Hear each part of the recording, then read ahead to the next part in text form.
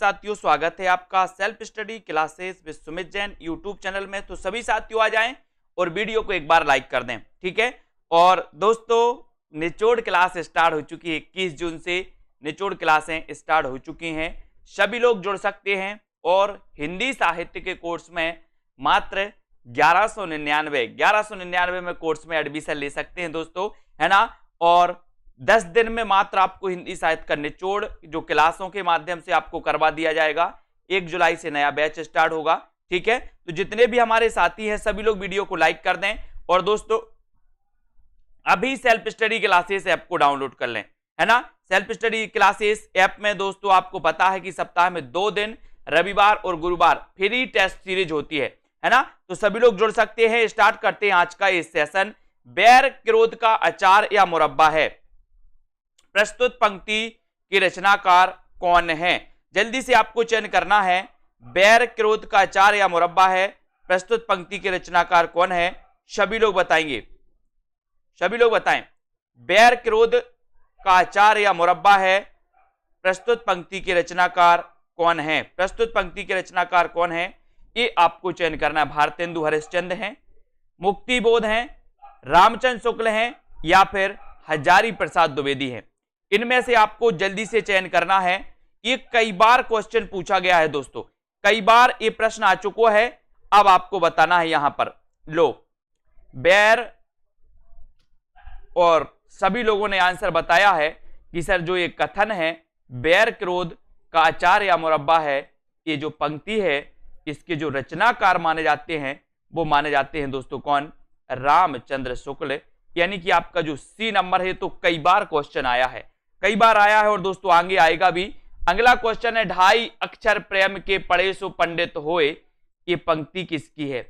आपने पढ़ा है ना कि पोती पढ़ पढ़ जगमुआ पंडित भया न कोई, और 2.5 अक्षर प्रेम के पढ़े सो पंडित होई, मीराबाई, कबीरदास, जायसी या फिर तुलसीदास। 2.5 अक्षर प्रेम के पढ़े सो पंडित होए, प्रस्तुत पंक्ति के रचयिता कौन माने जाते हैं, कौन माने जाते हैं। और बिल्कुल सही आंसर आ गया है, वो माने जाते हैं दोस्तों कबीरदास, ठीक है। बी नंबर जिन्होंने भी बताया है उनका आंसर बिल्कुल सही है, राइट आंसर है वी, वेरी गुड। नेक्स्ट प्रश्न है, नेक्स्ट प्रश्न है दोस्तों आपका, वही मनुष्य है जो मनुष्य के लिए मरे, है ना। इस कथन के ये जो कथन है ये कथन किसका है। वही मनुष्य है जो मनुष्य के लिए मरे, ऐसे कथन कई बार आपसे पूछे जाते हैं। ये कथन किसका है, जगदीश गुप्त का है, बाल मुकुंद गुप्त का है, मैथिली शरण गुप्त का है या फिर सियाराम शरण गुप्त का है। ऊपर से देखो गुप्त गुप्त सब दिख रहे हैं आपको। अब गुप्त गुप्त दिख रहे हैं तो गुप्त गुप्त रूप से आपको उत्तर बताना है कि वही मनुष्य है जो मनुष्य के लिए मरे, इस कथन के रचयिता कौन है ये आपको बताना है। प्रश्न क्रमांक 99 का उत्तर आपको बताना है और 99 में आपका बिल्कुल सही आंसर हो जाएगा। वो आंसर है दोस्तों मैथिली शरण गुप्त, यानी कि सी नंबर आपका बिल्कुल सही होगा, है ना। वही मनुष्य जो मनुष्य के लिए मेरे, ये जो कथन है वो मैथिली शरण गुप्त का है, सी आपका बिल्कुल सही आंसर, ठीक है। अगले क्वेश्चन की ओर बढ़ते हैं। कौन सा प्रबंध काव्य है, कौन सा प्रबंध काव्य है। प्रबंध काव्य आपको बताना है। रामचरितमानस है, आंसू, एक कंठ बिस्पाई या फिर दोस्तों बिहारी रत्नाकर, है ना। कौन सा प्रबंध काव्य माना जाता है। इतना सरल क्वेश्चन आपसे पूछा गया, बताइए कौन सा माना जाता है प्रबंध काव्य। प्रबंध काव्य दोस्तों आपने पढ़ा होगा, प्रबंध काव्य के भेद होते हैं, खंड काव्य भी भेद होता है इसका, है ना। इसका महाकाव्य भी भेद होता है प्रबंध काव्य का। तो आपको बताना है कि प्रबंध काव्यात्मक जो रचना है वो रचना कौन सी है ना। और जिन भी साथियों ने अभी तक सेल्फ स्टडी क्लासेस का ऐप डाउनलोड नहीं किया है वो ऐप को जरूर डाउनलोड करेंगे, ठीक है। ऐप को जरूर डाउनलोड करें और प्रबंध काव्य कौन सा है तब आपका उत्तर चला जाता है रामचरितमानस। रामचरितमानस यानी कि आपका जो 1 नंबर है, ये नंबर है वो बिल्कुल सही है, ये नंबर आपका राइट आंसर चला जाता। आत्मजयी के रचयिता कौन है दोस्तों। आत्मजयी एक इसकी कई बार ये रचना पूछी गई है, कई बार पूछी गई और आगे भी दोस्तों कई बार आपसे पूछी जाएगी, इसलिए आत्मजयी तो याद रखना, है ना। और आज अपन ने पैड क्लास में भी दोस्तों इसके बारे में पढ़ा था, इस रचना के बारे में पढ़ा था, है ना। और आत्मजयी के जो रचनाकार माने जाते हैं वो कौन माने जाते हैं, इसका उत्तर आपको बताना है। कौन माने जाते हैं? श्रीकांत वर्मा है क्या, नरेश मेहता जी, कुंवर नारायण या फिर मुक्तिबोध? आत्मजयी के रचनाकार कौन है? और दोस्तों जो आत्मजयी के रचनाकार हैं उनका जन्म भी आपको बताना है कि उनका जन्म कब हुआ था।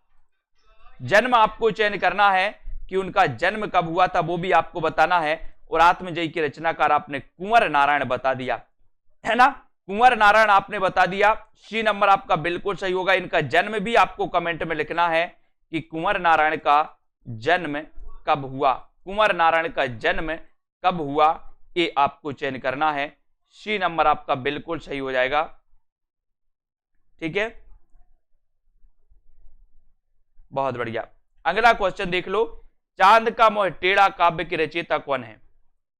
चांद का मोह टेढ़ा काव्य की रचनाकार कौन है? भारतेंदु हरिश्चंद्र है, भवानी प्रसाद मिश्र है, मुक्तिबोध है, या फिर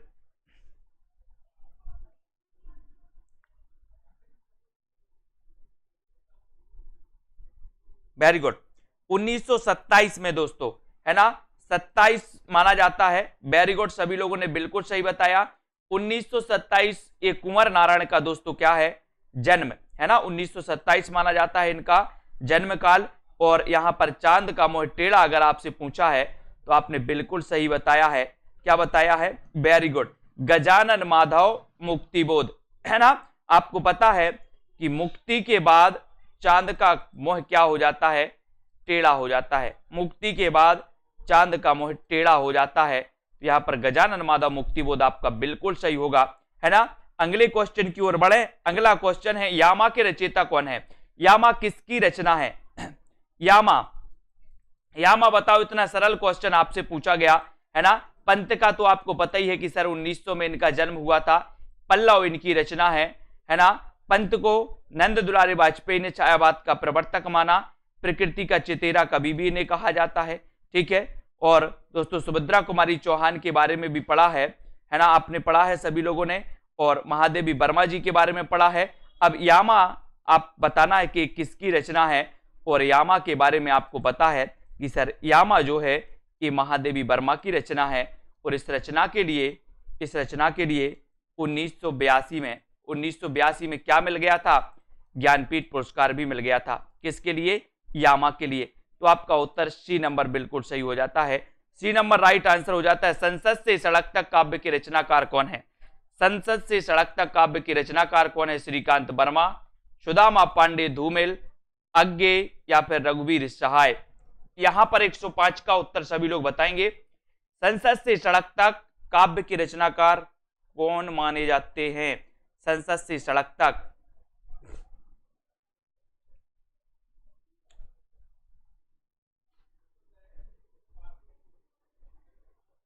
संसद से सड़क तक और संसद से सड़क तक, ये तो लगभग सभी लोगों को पता है कि सर ये जो रचना है वो सुदामा पांडे धूमिल की है। किसकी रचना है? धूमिल की। कभी कभी ऐसा भी आता है धूमिल बस लिखा रहता है, आपसे पूछा जाता है कि धूमिल का पूरा नाम क्या है, तो धूमिल का पूरा नाम है सुदामा पांडे धूमिल, है ना। और संसद से सड़क तक के रचनाकार कौन है? तो सुदामा पांडे धूमिल आपका बिल्कुल सही हो जाएगा। ठीक है ना। सुदामा पांडे धूमिल की रचना कई बार पूछी गई है। नेक्स्ट प्रश्न है दोस्तों, रंगभूमि उपन्यास के जो रचनाकार हैं वो कौन है? रंगभूमि आपने पढ़े हैं, सेवा सदन कर्म भूमि गबन गोदान रंगभूमि, ये सारे के सारे आपने पढ़े हैं। अब यहां पर आपको चयन करने के लिए बोला गया है ना, तो बताइए। बिल्कुल, रंगभूमि उपन्यास के रचनाकार कौन है? मीनू सिंह जी, बिल्कुल बिल्कुल। रंगभूमि उपन्यास के रचनाकार कौन है? राजेंद्र यादव हैं, रांगे राघव हैं, प्रेमचंद हैं या फिर अमरकांत हैं? तो आपका यहां पर उत्तर हो जाएगा रंगभूमि उपन्यास। और रंगभूमि उपन्यास दोस्तों किसका है? ये प्रेमचंद का है, यानी कि सी नंबर आपका बिल्कुल सही हो जाएगा। सी नंबर राइट आंसर हो जाएगा। प्रभु जी तुम चंदन हम पानी, जाकी अंग अंग वास समानी, ये जो पंक्ति है इस पंक्ति के रचनाकार कौन है? इस पंक्ति के रचनाकार कौन है? रैदास, मलूकदास, गुरु नानक या फिर कबीरदास। प्रभु जी तुम चंदन हम पानी, जाकी अंग अंग वास समानी। इस पंक्ति के रचनाकार कौन है? इस पंक्ति के रचनाकार कौन माने जाते हैं? इसका आंसर आपको बताना। 107 का उत्तर सभी लोग बताएंगे। प्रभु जी तुम चंदन हम पानी, है ना, जाकी अंग अंग बास समानी। और राइट आंसर आपने बताया है कि सर ये जो पंक्ति है ये रैदास की पंक्ति है दोस्तों, है ना। और आपको पता है कि मीराबाई के जो गुरु माने जाते हैं वो कौन माने जाते हैं? रैदास, है ना, रैदास माने जाते हैं। ये नंबर आपका बिल्कुल सही है ना। यहां पर आते जाकी रही भावना जैसी, प्रभु मूरत देखी तिन तैसी। प्रस्तुत पंक्ति के रचयिता कौन है? ये आप लोग कई बार पढ़ते हैं कि जाकी रही भावना जैसी, प्रभु मूरत देखी तिन तैसी। प्रस्तुत पंक्ति के रचनाकार कौन है? सूरदास है, मीराबाई हैं या फिर तुलसीदास? जल्दी से बताओ। या फिर गिरधर हैं? सभी लोग चयन करेंगे। जाकी रही भावना जैसी, प्रभु मूरत देखी तिन तैसी।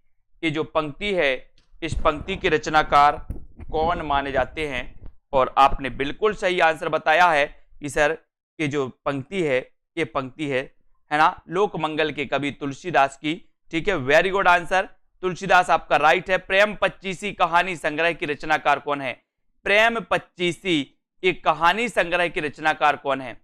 प्रेम पच्चीसी, प्रेम पच्चीसी कहानी संग्रह, इसकी रचना किसने की है? प्रेमचंद ने की है, जयशंकर प्रसाद ने की है अज्ञे, या फिर यशपाल ने की है?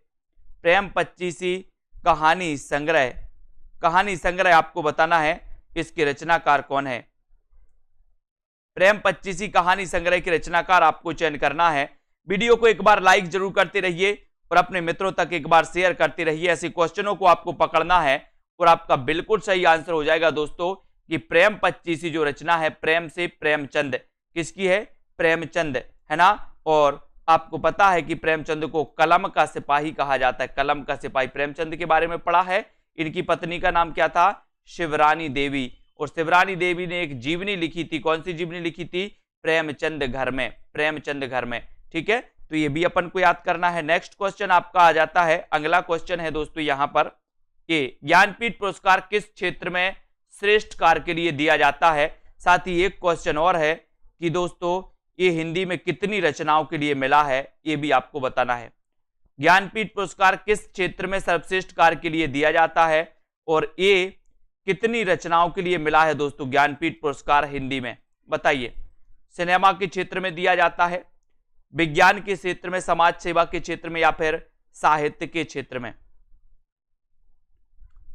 तो क्वेश्चन तो आपको पता चल ही गया है क्योंकि आप ज्ञानपीठ पुरस्कार तो पढ़ते ही हैं कि सर ये ज्ञानपीठ जो पुरस्कार है ये पुरस्कार साहित्य के क्षेत्र में दिया जाता है। लेकिन क्वेश्चन एक और आ गया है आपके सामने और वो क्वेश्चन ये है कि ये दोस्तों किस क्षेत्र में श्रेष्ठ कार्य के लिए दिया जाता है? ये तो आपका हो गया कितनी रचनाओं के लिए ये मिला है हिंदी में।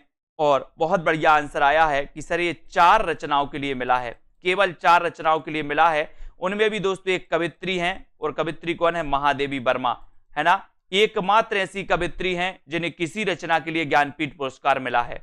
एकमात्र ऐसी कवित्री हैं जिन्हें किसी रचना के लिए ज्ञानपीठ पुरस्कार मिला है। ये भी आपको याद रखना है। ठीक है, अगला क्वेश्चन आपको बताना है प्रेम सागर के लेखक कौन है? 111 का आंसर बताएंगे। प्रेम सागर के रचनाकार कौन है? प्रेम सागर के लेखक कौन है? तो बताते हैं कौन कौन कंफ्यूज हो रहा है इसमें। हालांकि सबको पता है, क्वेश्चन कई बार आया है इसलिए सभी को पता है और अच्छा क्वेश्चन है कि सर जो प्रेम सागर है इसके लेखक हैं कौन? प्रेमचंद है क्या? प्रेमचंद तो नहीं है प्रेम सागर के, नहीं है ना। कौन है? लल्लू लाल हैं। और बी नंबर आपका लल्लू लाल बिल्कुल सही हो जाएगा। प्रेम सागर के लेखक लल्लू लाल हैं। लल्लू लाल बी नंबर आपका राइट आंसर है।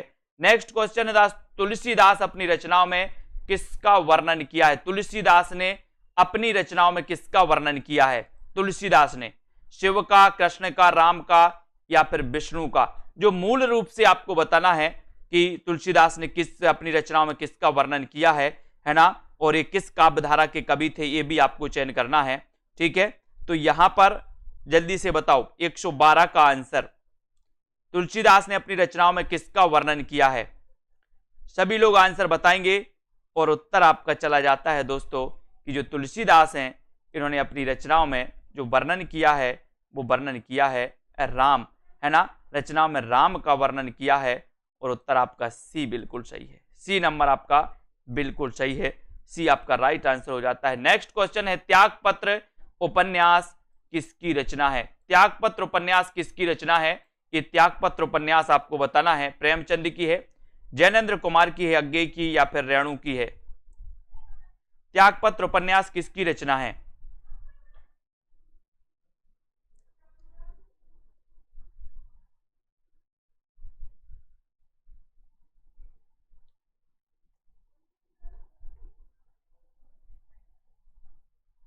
एक 113 में सभी लोग बताएंगे त्यागपत्र ये उपन्यास किसका है? त्यागपत्र, और त्यागपत्र उपन्यास जो माना जाता है दोस्तों, ये माना जाता है, सही बताया सभी लोगों ने कि सर ये त्यागपत्र जो उपन्यास है ये उपन्यास है जैनेन्द्र कुमार का, है ना।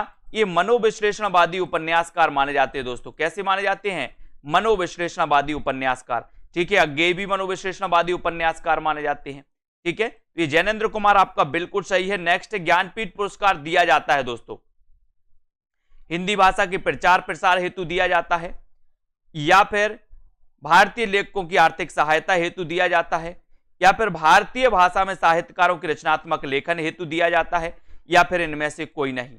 किसके लिए दिया जाता है ज्ञानपीठ पुरस्कार? किस क्षेत्र के लिए बताइए? भारतीय लेखकों की आर्थिक सहायता हेतु या साहित्यकारों के रचनात्मक लेखन हेतु? कौन सा उत्तर आपका सही हो जाएगा? 114 का आंसर आपको चयन करना है। 114 में, और बढ़िया आंसर आ गया है दोस्तों आपका कि सर इसका उत्तर है कौन सा? इसका उत्तर है सी, भारतीय भाषा में साहित्यकारों के रचनात्मक लेखन हेतु, सी नंबर। वेरी गुड, अच्छा क्वेश्चन है दोस्तों, ज्ञानपीठ पुरस्कार दिया जाता है। नेक्स्ट है, मजदूरी और प्रेम निबंध के रचनाकार कौन है? मजदूरी और प्रेम निबंध के रचनाकार कौन है? 115 का आंसर। मजदूरी और प्रेम निबंध के रचनाकार कौन है? 115 में सरदार पूर्ण सिंह, बालकृष्ण भट्ट, प्रताप नारायण मिश्र, या फिर रामचंद्र शुक्ल। मजदूरी और प्रेम निबंध के रचनाकार कौन माने जाते हैं? मजदूरी और प्रेम निबंध के रचनाकार कौन माने जाते हैं? और बोले सर, है ना तो मजदूरी अभी तक पूर्ण मिली है और ना ही प्रेम पूर्ण मिला है। मिला क्या किसी को? नहीं मिला ना। बोले सर ना प्रेम पूर्ण मिला है और ना ही मजदूरी पूर्ण मिली है, तो पूर्ण से बनेंगे पूर्ण सिंह, सरदार पूर्ण सिंह, और ये नंबर आपका बिल्कुल सही हो जाएगा, सरदार पूर्ण सिंह, है ना, कि दोस्तों मजदूरी और प्रेम ये निबंध है इनका, तो आपका उत्तर एक ही तरफ चला जाता है। जिन भी साथियों को दोस्तों निचोड़ कोर्स पढ़ना है या आपका एग्जाम 8-10 दिन के अंदर है, तो आप निचोड़ कोर्स में एडमिशन ले सकते हैं, जिसमें आपको मात्र 10 दिन में हिंदी साहित्य का निचोड़ पढ़ाया जाएगा। साथ ही रिकॉर्डेड कोर्स भी रहेगा अगर आपको अध्ययन करना है, टेस्ट भी रहेंगे आपके लिए, ट्रिकी वीडियो भी रहेंगे और डाउट्स वाले वीडियो भी रहेंगे। तो डाउट्स वाले वीडियो भी आप दोस्तों पढ़ सकते हो एग्जाम के अंतिम दिनों में, है ना। तो आज से क्लास स्टार्ट हो गई है, जिनको भी लेना हो वो self study classes app download कर लें और दोस्तों वहां से आप कोर्स को परचेस कर सकते हो मात्र 1199 में। ठीक है, ये याद रख लेना। और कलम का सिपाही, कलम का सिपाही क्या है दोस्तों? कलम का सिपाही क्या है? आत्मकथा है, रेखा चित्र है, संस्मरण है, या फिर जीवनी है? कलम का सिपाही क्या है? कलम का सिपाही बताइए। आत्मकथा तो है नहीं, है क्या? नहीं है ना। रेखा चित्र नहीं है, संस्मरण नहीं है, है ना। उत्तर आपने सही बताया कि सर ये आज कलम का जो सिपाही है ये अमृत राय द्वारा लिखित, किसके द्वारा लिखित? अमृत राय द्वारा रचित लिखित ये क्या है? जीवनी है। और उत्तर हो जाएगा विकल्प नंबर डी। विकल्प नंबर डी आपका बिल्कुल सही है ना। अगला क्वेश्चन है, दुखी जीवन की कथा रही, क्या कहूं आज जो नहीं कही, प्रस्तुत पंक्ति के रचनाकार कौन है?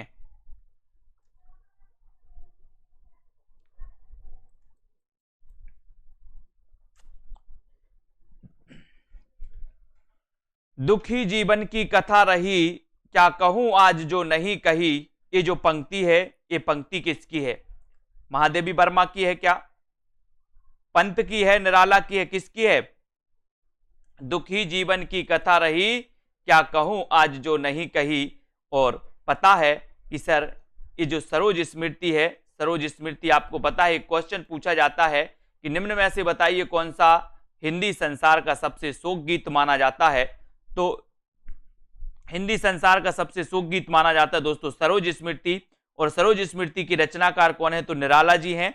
और आपको पता है कि निराला जी का जन्म 1997 प्लस 1999, कुछ विद्वान 1999 भी मानते हैं, कुछ विद्वान 1997 भी मानते हैं। ठीक है, तो इसको लेकर के चलना। और दुखी जीवन की कथा रही, क्या कहूं आज जो नहीं कही, ये निराला जी की पंक्ति है। इनका दोस्तों आपको पता है राम की शक्ति पूजा, राम की शक्ति पूजा कई बार पूछा गया। तुलसीदास इनका दोस्तों, तुलसीदास इनका खंड काव्य है ना, ये भी कई बार पूछा गया। ठीक है, तुलसीदास इनकी जो रचना है कई बार पूछी गई, इनको भी अपन को याद करना है। और नेक्स्ट क्वेश्चन आपका आ गया है कि हिंदी की पहली कहानी लेखिका का नाम बताइए। 118 का आंसर बताना है। हिंदी की पहली कहानी लेखिका कौन थी? अच्छा क्वेश्चन है। कौन थी? बंग महिला थी, सत्यवती थी, चंद्रकिरण थी या चंद्रकांता थी? 118 में हिंदी की पहली कहानी लेखिका कौन है? हिंदी की पहली कहानी लेखिका कौन है? 118 में आंसर आपको चयन करना है। हिंदी की पहली कहानी लेखिका का नाम क्या है? और नाम आपने बता दिया कि सर हिंदी की जो पहली कहानी लेखिका है वो लेखिका है कौन सी? बंग महिला। कौन सी हैं?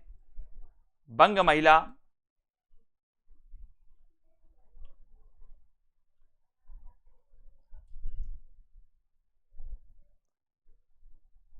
खड़ी बोली के सर्वप्रथम लोकप्रिय कवि माने जाते हैं। खड़ी बोली के सर्वप्रथम लोकप्रिय कवि कौन माने जाते हैं? रामधारी सिंह दिनकर, सूर्यकांत त्रिपाठी निराला, मैथिली शरण गुप्त, अयोध्या सिंह उपाध्याय, हरिऔध। अगर ऐसा क्वेश्चन आपसे पूछा जाएगा तो आप क्या उत्तर लगाओगे? खड़ी बोली के सर्वप्रथम लोकप्रिय कवि कौन माने जाते हैं? ऐसा क्वेश्चन आपके लिए पूछा गया, बताइए।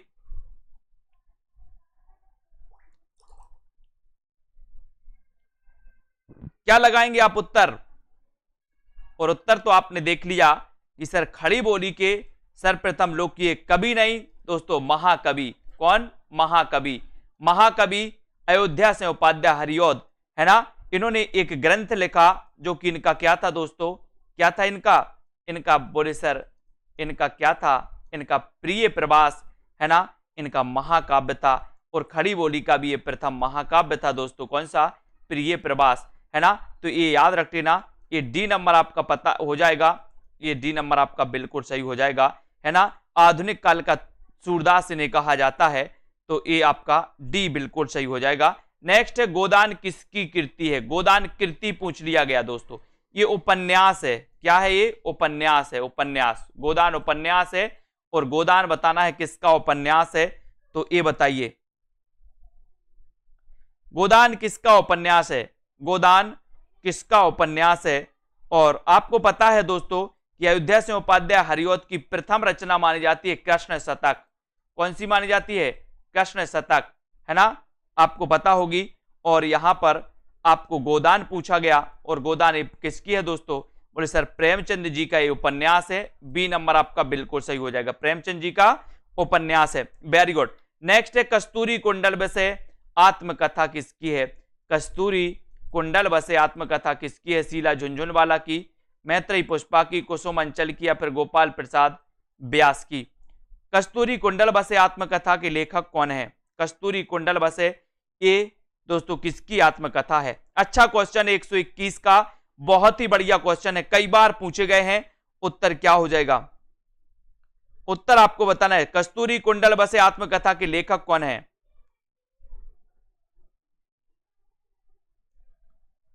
प्रश्न क्रमांक 121 और 121 में आपका कस्तूरी कुंडल बसे आपने चयन किया है मैत्रेयी पुष्पा।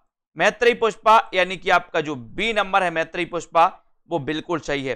ठीक है, कस्तूरी कुंडल बसे आत्मकथा की जो लेखिका है वो है मैत्रेयी पुष्पा, और उत्तर आपका बी नंबर बिल्कुल सही हो जाता है। बी नंबर राइट है। है ना। चरणदास चोर किसकी नाट्य कृति है?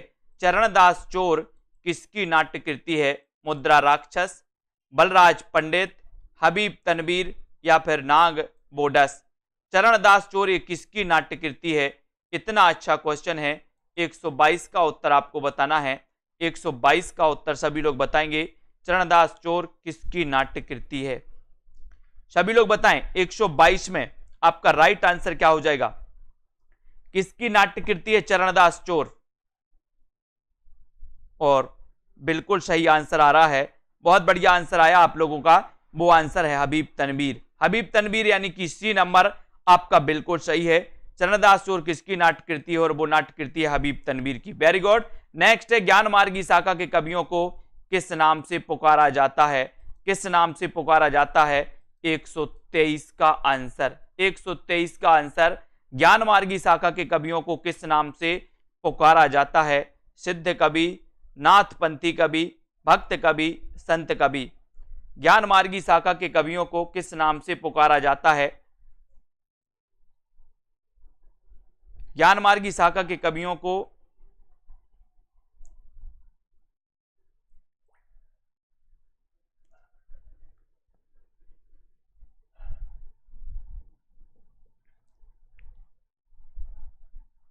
और आपने बिल्कुल सही आंसर बताया है संत कवि। क्या बताया दोस्तों? संत कवि, यानी कि डी आपका बिल्कुल सही है ना, राइट आंसर। वेरी गुड, बहुत बढ़िया। नेक्स्ट है, अपभ्रंश का वाल्मीकि किसे कहा जाता है? अपभ्रंश का वाल्मीकि किसे कहा जाता है? इतना अच्छा क्वेश्चन आया है दोस्तों। अपभ्रंश का वाल्मीकि किसे कहा जाता है? पुष्पदंत को, धनपाल, शालिभद्र सूरि को या फिर स्वयंभू को? अपभ्रंश का वाल्मीकि किसे कहा जाता है? 124 का आंसर सभी लोग बताएंगे। अपभ्रंश का वाल्मीकि बताना है, बताइए। और सेल्फ स्टडी क्लासेस ऐप जरूर डाउनलोड कर लें सभी लोग। रोज दोस्तों 2020 टेस्ट सीरीज होती है। रोज नहीं, मतलब सप्ताह में 2 दिन होती है। एक तो रविवार होती है और एक गुरुवार होती है ना। और अपभ्रंश का वाल्मीकि के कहा जाता है दोस्तों, वो कहा जाता है किसे? स्वयंभू को, है ना। स्वयं बोले सर, स्वयं, है ना, स्वयंभू। ठीक है, वेरी गुड। स्वयंभू को कहा जाता है। यहां पर आ जाते हैं, अगला क्वेश्चन है, चंद्रबरदाई किसके दरबारी कवि थे? चंद्रबरदाई किसके दरबारी कवि थे? चंद्रबरदाई आपको पता है हिंदी के प्रथम महाकवि, हिंदी के प्रथम महाकवि, ठीक है, हिंदी के प्रथम महाकवि थे दोस्तों चंद्रबरदाई। और आपको पता है कि इन्होंने कौन सा ग्रंथ लिखा था? बोले सर, पृथ्वीराज रासो लिखा था। कौन सा लिखा था? पृथ्वीराज रासो लिखा था, है ना। और चंद्रबरदाई किसके दरबारी कवि थे? तब आपका उत्तर चला जाता है कि महाराज पृथ्वीराज चौहान के, पृथ्वीराज चौहान के। और डी नंबर आपका बिल्कुल सही है ना। बहुत बढ़िया। चंद्रबरदाई ये पृथ्वीराज चौहान के दरबारी कवि थे दोस्तों। पृथ्वीराज रासो इन्होंने ग्रंथ लिखा जो कि हिंदी का प्रथम महाकाव्य भी माना जाता है। और रीतिकाल का वह कौन सा कवि है जो अपनी मात्र एक हिंदी साहित्य, एक रचना में दोस्तों क्या हो गया? अमर हो गया। रीतिकाल का वह कौन सा कवि है जो अपनी मात्र एक रचना के कारण हिंदी साहित्य में अमर हो गया? कौन सा कवि है दोस्तों? ऐसा कौन सा कवि है जो अपनी मात्र एक रचना के कारण हिंदी साहित्य में अमर हो गया? सभी लोगों को लगभग पता है। और वो एक रचना है दोस्तों किसकी है? बिहारी जी की, है ना। और बिहारी जी की ये कौन सी है? बिहारी सतसई, बिहारी सतसई है। और इसका काव्य रूप क्या है? तो इसका काव्य रूप है दोस्तों मुक्तक काव्य है ना। बिहारी सतसई याद रख लेना। रामचरितमानस के बाद सर्वाधिक टीकाएं इसमें लिखी हैं। मैंने कई बार आपको बताया बिहारी सतसई, है ना। ये आपका सी नंबर सही है। गागर में सागर भरने वाले हैं अपने बिहारी सतसई, ठीक है, बिहारी जी। कठिन काव्य का प्रेत किस कवि को कहा जाता है? कठिन काव्य का प्रेत किस कवि को कहा जाता है? सेनापति को, चिंतामणि को, मतीराम को या फिर केशवदास को? कठिन काव्य का प्रेत किसे? कठिन काव्य का प्रेत बताना है आपको। एक कठिन गद्य का प्रेत भी आपसे पूछा जाता है, एक क्वेश्चन बनता है कठिन काव्य का। दोनों क्वेश्चन आपको कंफ्यूज करते और दोनों क्वेश्चन पूछे जाते हैं। तो सबसे पहले उत्तर कौन बताएगा? वो जल्दी से बताएं। कठिन काव्य का प्रेत किस कवि को कहा जाता है?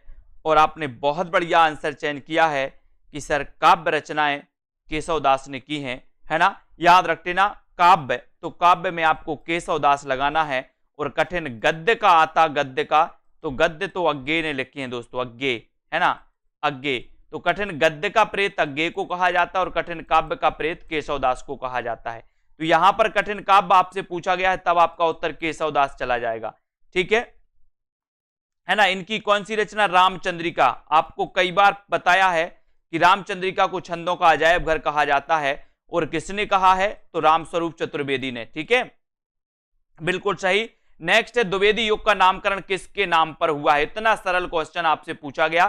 साथ ही आपको बताना है द्विवेदी युग का, दोस्तों द्विवेदी युग का काल भी आपको बताना है कि द्विवेदी युग का काल क्या है, द्विवेदी युग का काल क्या माना जाता है,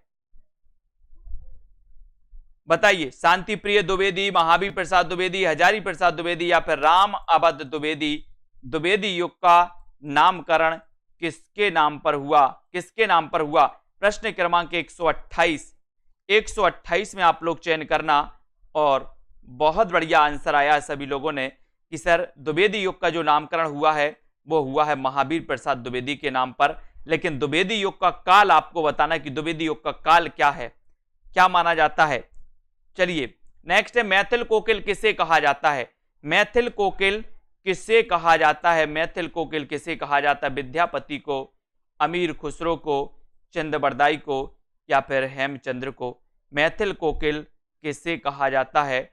मैथिल कोकिल किसे कहा जाता है? 129 का उत्तर आपको बताना है। 129 नंबर का उत्तर आप लोग चयन करना। मैथिल कोकिल किसे कहा जाता है, बताइए। मैथिल कोकिल किसे कहा जाता है? और बढ़िया आंसर आपका हो जाएगा, मैथिल कोकिल कहा जाता है दोस्तों विद्यापति को। विद्यापति को। इनकी 3 रचनाएं आपको हमेशा याद करना है। एक तो दोस्तों इनकी पदावली रचना आपको हमेशा याद करना है, एक दोस्तों इनकी कीर्ति लता आपको हमेशा याद करना है ना। एक इनकी कीर्ति पताका आपको हमेशा याद रखना है। कीर्ति लता और कीर्ति पताका ये अवहट्ट भाषा में रचित हैं। पदावली इनकी दोस्तों मैथिली भाषा में रचित है। तो मैथिल कोकिल किसे कहा जाता है? तब आपका उत्तर हो जाता है विद्यापति। विद्यापति यानी कि ये नंबर आपका बिल्कुल राइट आंसर हो जाता है। और चलते हैं नेक्स्ट क्वेश्चन की ओर। प्रकृति के सुकुमार कवि किसे कहा जाता है? अच्छा क्वेश्चन है, सभी लोग एक बार वीडियो को लाइक जरूर करेंगे। प्रकृति का सुकुमार कवि, प्रकृति का सुकुमार कवि किसे कहा जाता है? प्रकृति का सुकुमार कवि किसे कहा जाता है? जयशंकर प्रसाद को, सुमित्रानंदन पंत को, महादेवी वर्मा को, या फिर निराला को?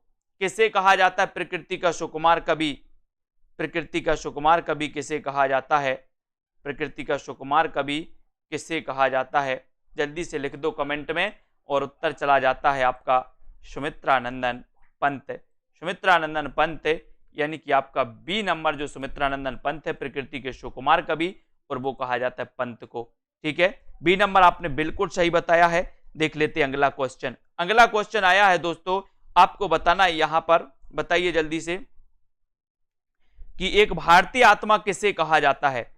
एक भारतीय आत्मा किसे कहा जाता है? एक भारतीय आत्मा किसे कहा जाता है? जयशंकर प्रसाद, माखनलाल चतुर्वेदी, रामधारी सिंह दिनकर, या फिर सुमित्रानंदन पंत? एक भारतीय आत्मा किसे कहा जाता है? एक भारतीय आत्मा किसे कहा जाता है? और बढ़िया सा उत्तर आपने बताया है कि सर अगर आप बताओगे कि एक भारतीय आत्मा किसे कहा जाता है, तब आपका उत्तर हो जाएगा माखनलाल चतुर्वेदी। जन्म कब हुआ था इनका बता देना जरा कमेंट में, माखनलाल चतुर्वेदी का। बाकी इन्हें एक भारतीय आत्मा के नाम से जाना जाता है। कई बार एक क्वेश्चन पूछा गया है। अगले क्वेश्चन की ओर हम बढ़ेंगे दोस्तों। अगला क्वेश्चन आपको बताना होगा यहां पर। नेक्स्ट है, कथा सम्राट किसे कहा जाता है? कथा सम्राट किसे कहा जाता है? प्रेमचंद को, जैनेन्द्र कुमार को, अज्ञे को, या फिर फणीश्वरनाथ रेणु को? कथा सम्राट किसे कहा जाता है? और ऐसे कितने साथी हैं जिन्होंने अभी तक सेल्फ स्टडी क्लासेस का ऐप डाउनलोड नहीं किया है ना? सभी लोग सेल्फ स्टडी क्लासेस का ऐप जरूर डाउनलोड कर लेना, ठीक है। और इसी प्रकार से अध्ययन जरूर करना है दोस्तों, और आगे बढ़ते रहना है ना। कथा सम्राट किसे कहा जाता है ये भी आपको बताना है। और कथा सम्राट कहा जाता है दोस्तों, है ना, किसे कहा जाता है? सभी लोगों ने बता दिया है कि सर कथा सम्राट प्रेमचंद जी को कहा जाता है ना। ये नंबर आपका बिल्कुल सही है, प्रेमचंद जी आपका राइट आंसर है, बहुत बढ़िया आंसर। नेक्स्ट दोस्तों यहां पर अब आपको क्या करना है कि आपको आईएएस स्टडी ट्रैक के टेलीग्राम ग्रुप से भी आप जुड़ सकते हो, है ना। और दोस्तों यहां पर सेल्फ स्टडी क्लासेस का ऐप भी आपको डाउनलोड कर लेना है, ठीक है। जितने भी हमारे साथी हैं वो सभी सेल्फ स्टडी क्लासेस का ऐप जरूर डाउनलोड कर लें, है ना। और दोस्तों वीडियो को लाइक जरूर कर दें, जितने भी मित्र हैं वो लाइक जरूर करेंगे और अपने सभी साथियों को शेयर जरूर कर दिया करें, है ना। और self study classes app download करके यहाँ पर निचोड़ क्लासेस स्टार्ट हो गई हैं। अगर आपका एग्जाम नजदीक है ना, और आपका 10-15 दिन के अंदर एग्जाम है तो दोस्तों इस निचोड़ क्लास से आप स्टार्ट कर सकती है। 10 दिन की क्लास है, 10 दिन में हिंदी साहित्य का क्या क्या महत्वपूर्ण है, आदि काल में कौन कौन सी चीजें महत्वपूर्ण है, भक्ति काल में कौन कौन सी महत्वपूर्ण है, रीति काल में कौन कौन सी चीजें महत्वपूर्ण है जो पूछे जाते हैं, तो ऐसी ऐसी चीजें आपको पूरी बताई जाएंगी और 10 दिन में ये पूरा कंप्लीट किया जाएगा दोस्तों, है ना। तो जिन भी साथियों को दोस्तों जुड़ना है और जिनका भी अभी दोस्तों पास में ही एग्जाम है वो आराम से इस कोर्स में 1199 में एडमिशन ले सकते हो, जिनमें आपको टॉपिक वाइज टेस्ट भी मिलेंगे, लाइव क्लास है, डाउट सॉल्यूशन वाले वीडियो भी मिलेंगे, ठीक है, बिल्कुल। तो 21 जून से शाम को 6:30 बजे लाइव क्लास चलती है इसकी दोस्तों निचोड़ कोर्स की। तो सभी साथी जुड़े रहे, सोनिया जी, रश्मि, अर्शदीप जी, रचना जी, ओम प्रकाश, किरण जी, आकांक्षा जी, प्रिया, हरजीत, पूजा जी, रजनी जी, ज्योति जी, दारसू, नीरज जी, प्रिया जी, राकेश, रिया नायक, पूजा जी, शाम पंडित, अनीता जी, प्रिया जी, दारसू जी, है ना, याचना जी और पिंकी जी, रेसू जी, आकाश जी, रीता जी, विजय लक्ष्मी, शशि जी, ऋतु, लवली, ओपी जी, है ना, बहुत बढ़िया, रिया नायक जी, ओम प्रकाश जी, रोमा, दारसू, गीता जी। रोज रात्रि 9 बजे अपनी क्लास होती है, कुछ प्रश्नों पर अपन चर्चा करते हैं, विश्वास मलिक जी, बबीता जी, ठीक है ना, ममता जी, इंदू जी, गीतिका, आस्था, नीतू जी, किरण जी, नितिन जी, ठीक है, अर्शदीप जी और विजय जी, रेखा जी, कमला जी, है ना, बहुत बढ़िया, कुलदीप, हरजी, सरुण जी, वर्षा जी, ठीक है। निराला जी का डाउट्स है, उसमें अलग अलग विद्वान अलग अलग ही मानते हैं, उसमें कुछ 1997 मानते, कुछ 1999। जब विद्वानों ने अलग अलग नहीं कर पाया तो अपन कौन होते हैं फिर, है ना। रश्मि जी, कुलदीप, ममता, बबीता जी, निष्ठा जी, सिमी जी, सुनील, मोहित जी, अनिल कुमार जी, सोनू जी, कुलदीप जी, अरुण जी, मनीषा, नीतू, पूनम जी, ओपी, मनु जी, सभी साथियों को बहुत बहुत धन्यवाद। जुड़े रहें, पूजा वर्मा जी, नीतू जी, गीतिका जी, लीला जी, सीमा, डोली सेठ जी, अनिल जी, मनीषा जी, रश्मि, गिरी जी, दारसू जी, ठीक है। वीडियो को लाइक करें, शेयर करें और दोस्तों इसी प्रकार से बढ़ते रहना है और लगे रहो पढ़ाई में, ठीक है, बहुत बढ़िया, ठीक है, धन्यवाद।